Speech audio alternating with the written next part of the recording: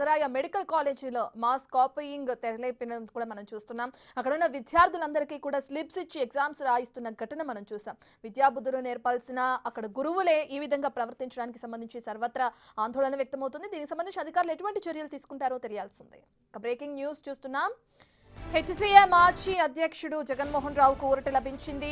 HCA ఎన్నికల్లో అక్రమాలు, నిధుల దుర్వినియోగం వంటి కేసుల్లో బెయిల్ మంజూరు అవడం కూడా చూస్తున్నాం. షరతులతో కూడిన బెయిల్ నిచ్చింది ధర్మాసనం. ₹1,00,000 2 షూరిటీలతో కూడిన బెయిల్ ను మంజూరు చేసింది. కాగా జూన్లో అరెస్ట్ అయ్యారు జగన్మోహన్ రావు.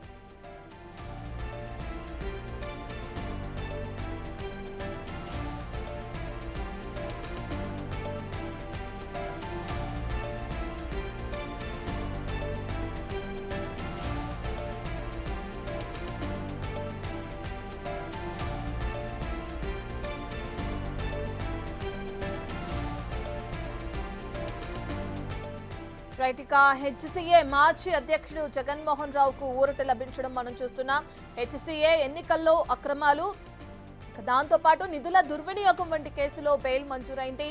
షరతులతో కూడిన బెయిల్ ని ఇచ్చింది ధర్మాసనం.